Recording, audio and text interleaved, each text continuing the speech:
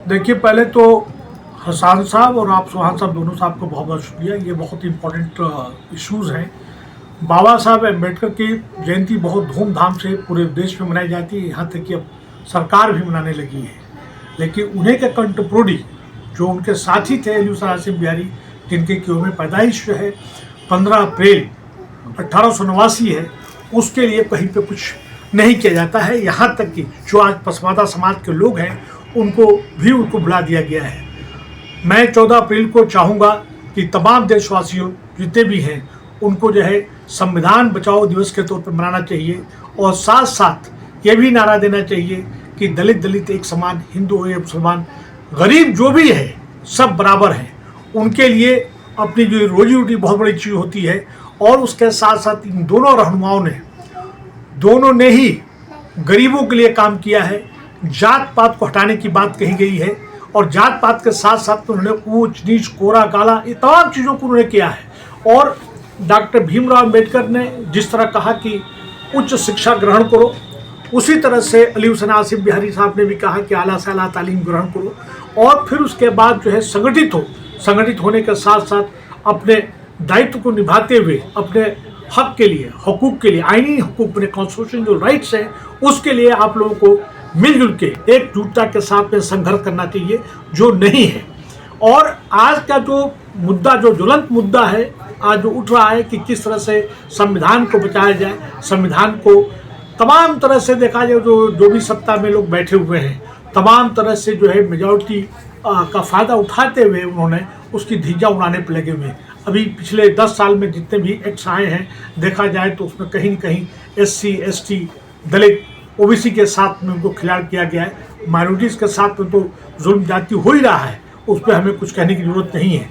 लेकिन SC ST के साथ में रिजर्वेशन को खत्म करने की बात हो रही है। आप देखिए कि किसानों ने जिस तरह संघर्ष किया, मिनिमम सपोर्ट प्राइस पे आज तक कोई निर्णय नहीं हुआ, लोग धरना पे बैठे हुए हैं।